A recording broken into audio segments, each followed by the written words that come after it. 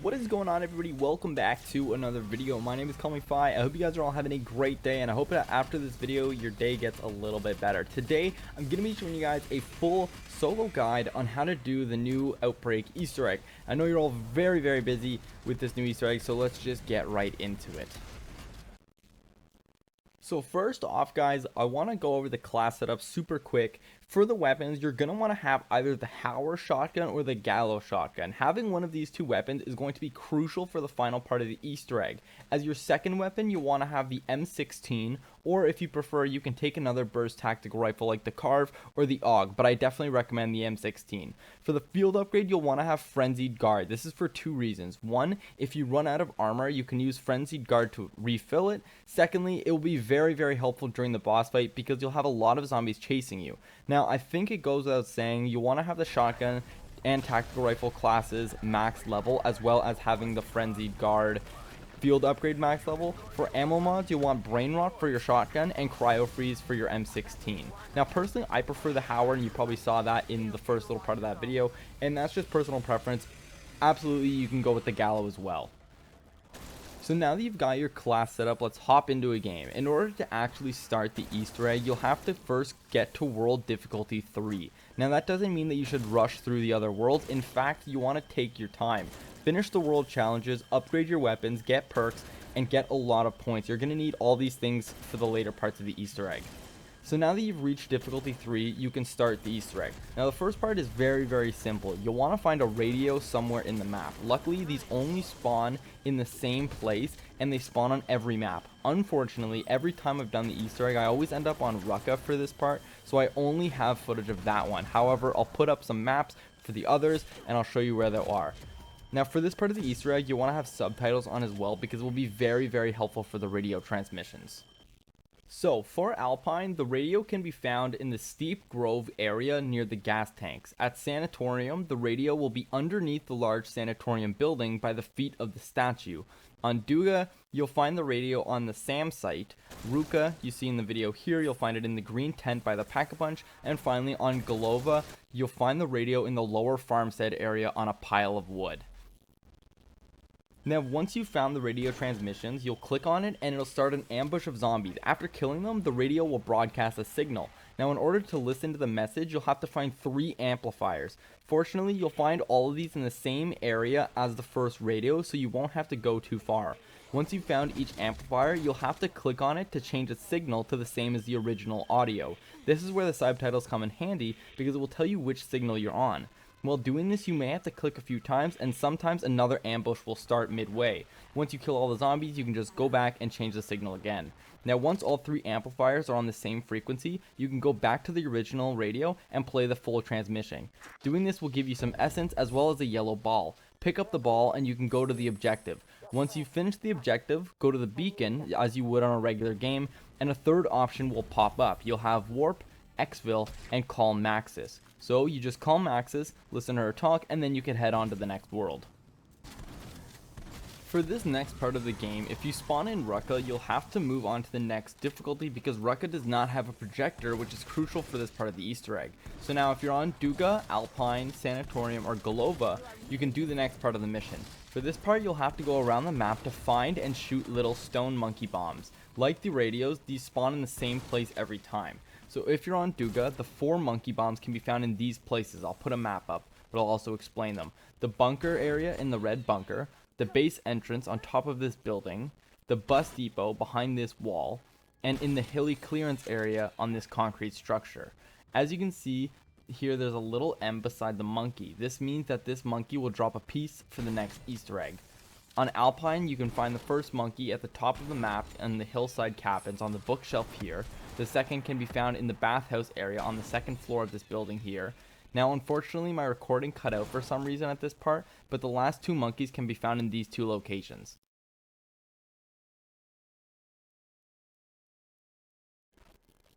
On Sanatorium, you can find the monkeys in these locations. The admin building, in this room on the 2nd floor, the bridge underneath on the base support,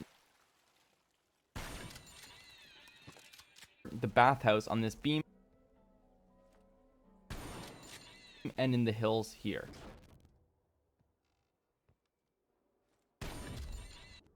On Golova, the monkey bomb locations are as follows. One is in the horse ranch at the top of the map, one at the train loading area,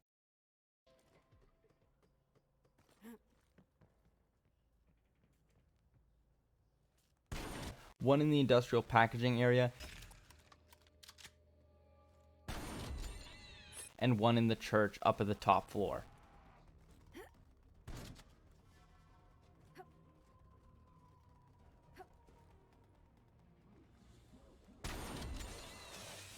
Now once you've found the monkey with the M, it will drop a small yellow slide that you'll have to take to a projector. Like I mentioned before, there is no projector in Rucka, so you can't do this for that part of the Easter egg. The projector on Alpine can be found in the lodge where Pack-a-Punch is. On Sanatorium, the projector will be in the conference room of this building at the top of the map. On Dugga, you can find the projector in the conference room of the admin building. And on Golova, the projector will be in the same building as the armor stand. Once you've located the projector, you can insert the slide, listen to what Samantha has to say, switch slides, then after a couple slides, she will have to tell you to go to Rucka.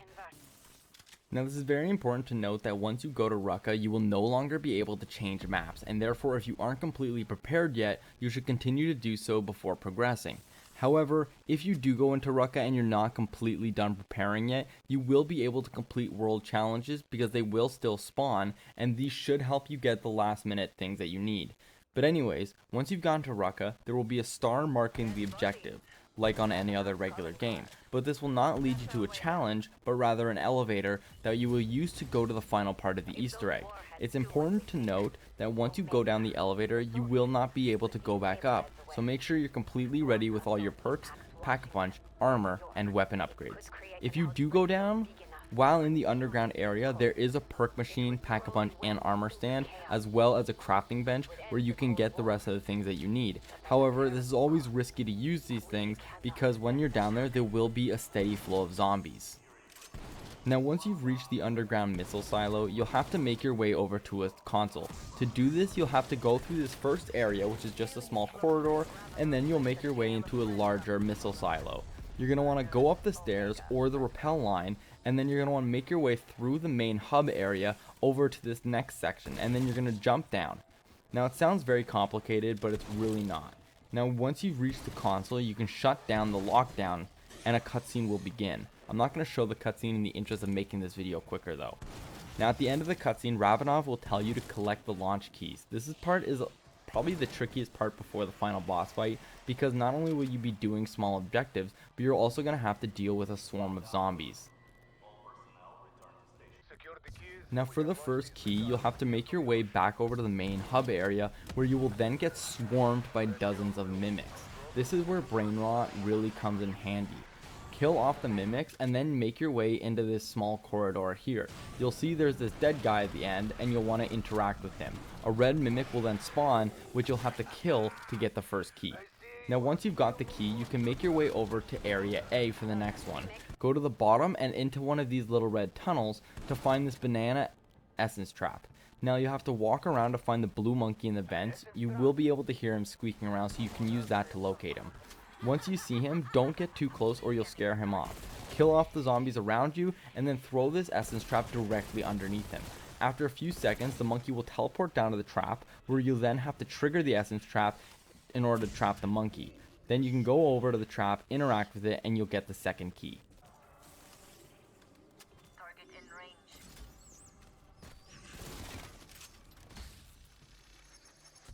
Target captured. Collect for process. Target lost. Looks like we trapped our monkey, Ravenov. Finally, there's the third key. This one is probably the most difficult. What you're going to do is make your way over to area B and jump down to the bottom. Once you're there, you'll have to look for this computer console. There you'll find a little red canister. Interact with it and you'll have to find crystals to fill it up. You need 20 crystals, so just look around for these purple crystals on the wall. Shoot them and they will drop the smaller ones that you need. These crystals will respawn after a minute or so you can just go back and collect from the same ones again. Once you've got all 20, go back to the red canister and deposit them. You'll have to hold down the button in order to deposit them, and while you're doing this, Tempests will spawn. If you have a shotgun, you should be able to kill them pretty quickly. Now once you deposit all the crystals, you have to wait for the canister to charge up and an ambush of zombies will spawn. So run around, kill them, and then afterwards go back to the canister and pick up the Aether deposit.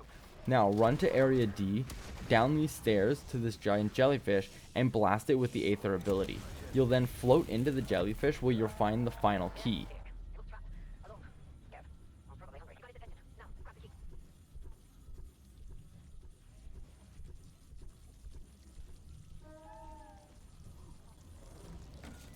That Assyrium works, Ravenov. We've recovered the key. Now this next part is also pretty tricky. You'll have to run around between areas A, B, and D to insert the launch keys. It's a different order every game, so don't try the same one over and over again. So you go up to whichever console first, turn the key. It will either say wrong order or the countdown will begin. You'll now have 45 seconds to go to the other two consoles. If you do mess up the order, it's no problem, just restart at the first console. Now, if you've successfully inserted all the keys, an alarm will go off and you'll have to make your way to the surface for the final boss fight. This is timed, so make sure that you're going up as fast as possible before the timer starts in order to save as much time for the boss fight as possible.